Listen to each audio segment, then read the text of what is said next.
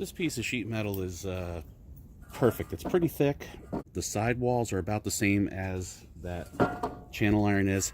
If I just cut a 3.5-inch strip out of the middle of it, I can put it in underneath that channel iron and it'll fill in all my holes.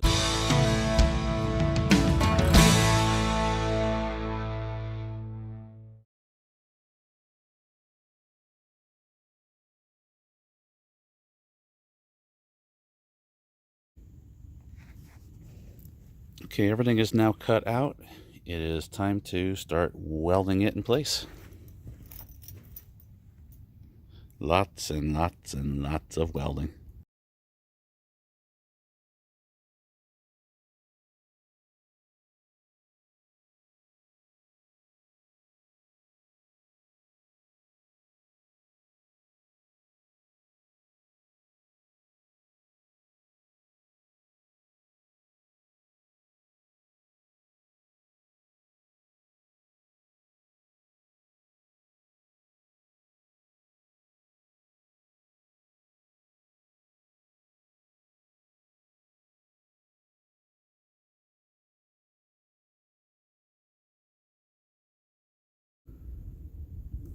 Hopefully I didn't get too carried away here, but I started welding this. And I gotta get this in here first. So hopefully I didn't sabotage myself.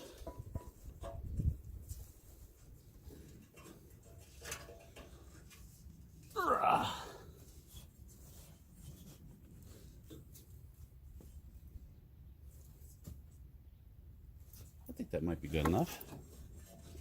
See if I can get just a little bit more.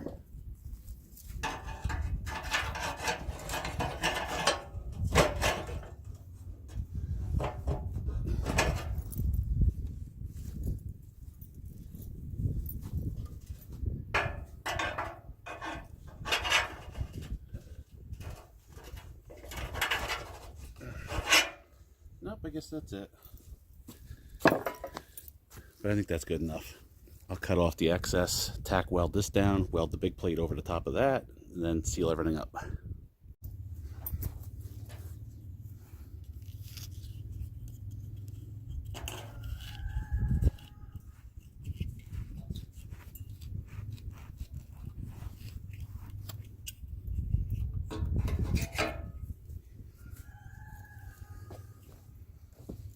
Guys, it's noon.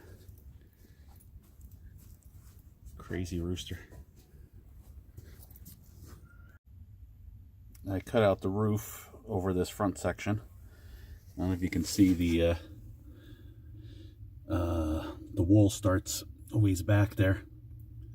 So air can come through here with no resistance and run into the end of the wool, or it can go through the holes in the roof through the wool the short way, but it can't just go out through the chimney without having the sparks filtered.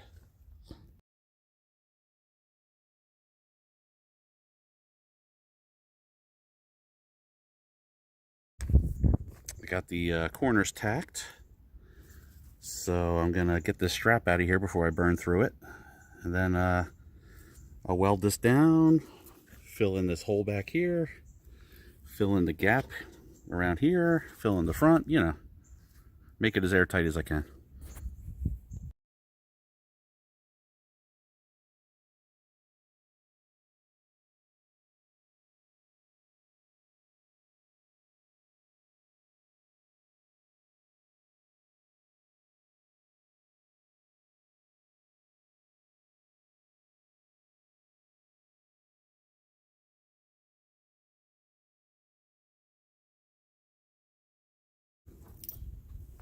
If you're ever doing something like this, I'm trying to figure out this plate for the back. I cut it to the width of this channel iron, and then I gave myself a mark with this upside down in the middle, and then I went over here and gave myself a mark to the top. Am I actually showing you? I can't see what's going on with this camera. And then I went over here and gave myself a mark. And then I took the whole plate, I put it right side up, and I moved it over here to the door where I traced the arch. So that's how you figure out an arc like that.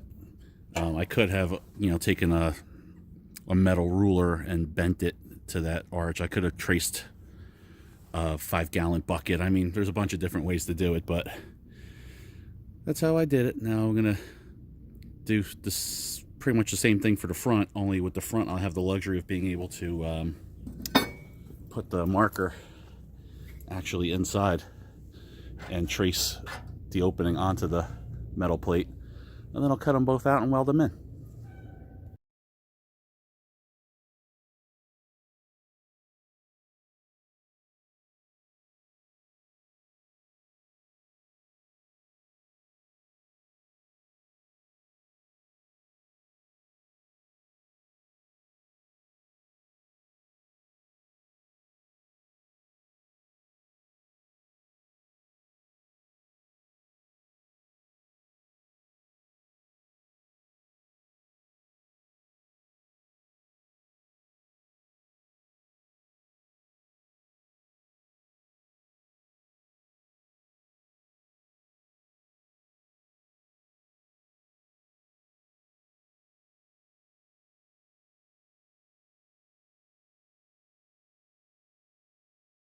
This one I had to cut to fit inside,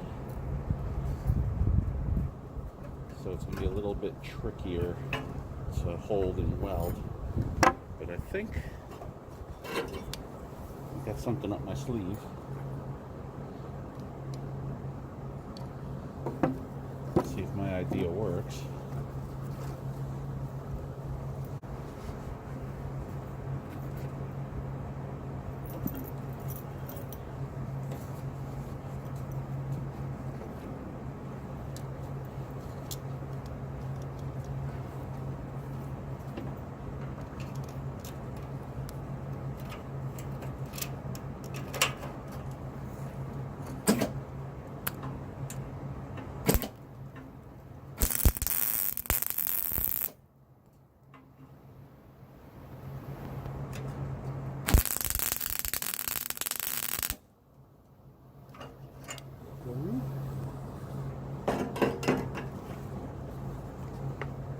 I think it's working.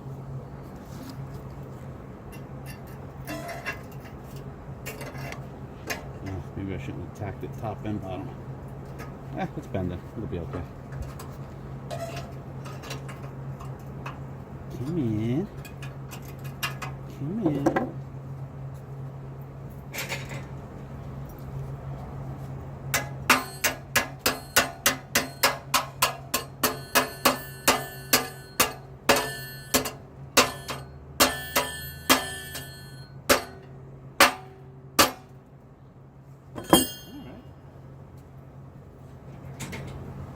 Push in on it with the screwdriver, but I think that worked.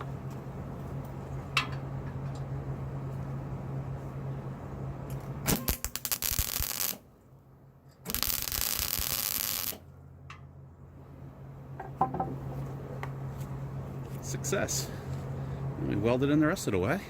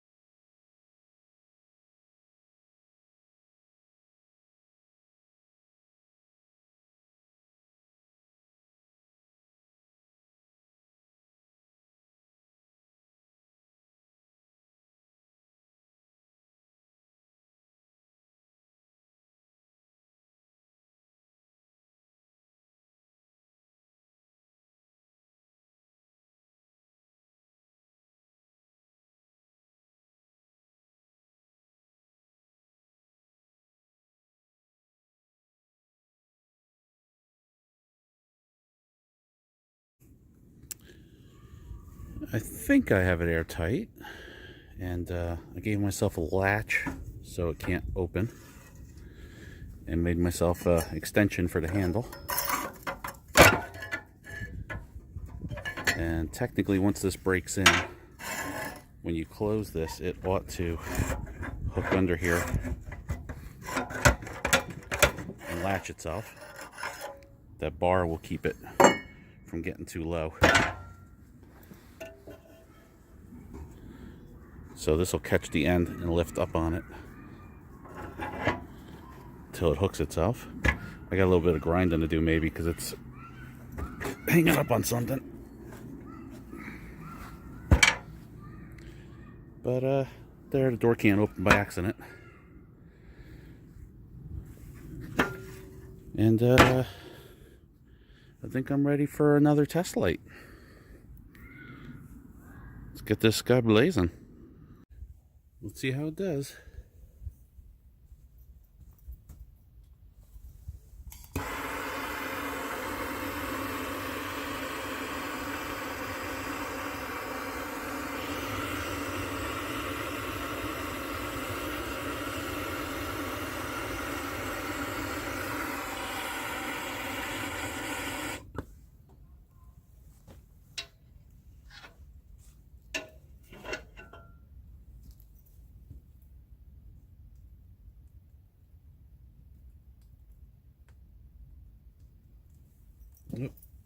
I see some leaks coming out of those holes up there, which makes sense. I'm gonna have to fill them in. Ooh, looks like I got a lot of leaks.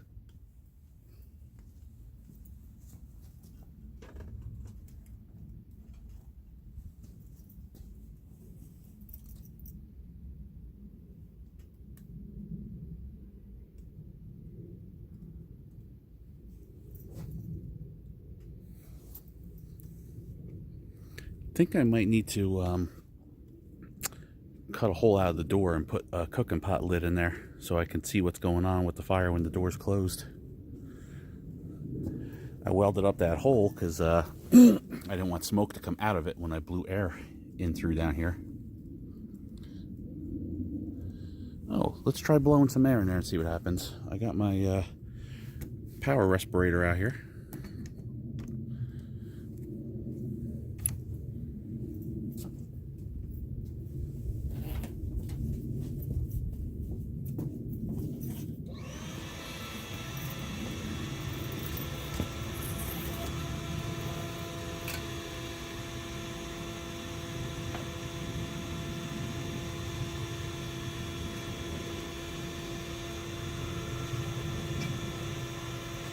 Try relighting it first.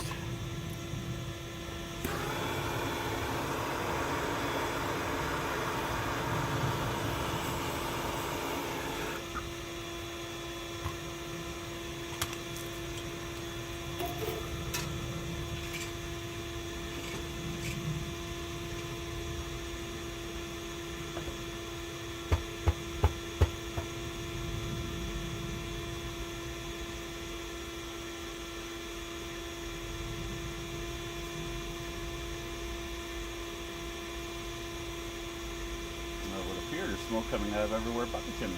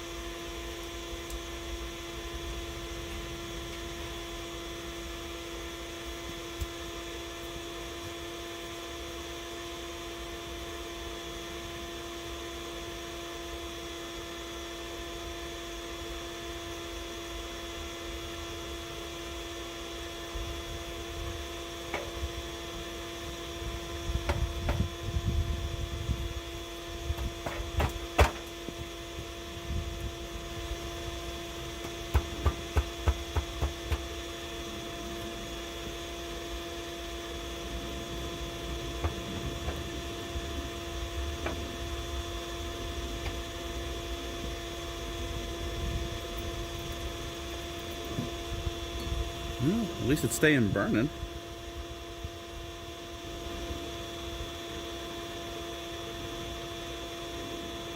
Something's gonna have to be done about this smoke though.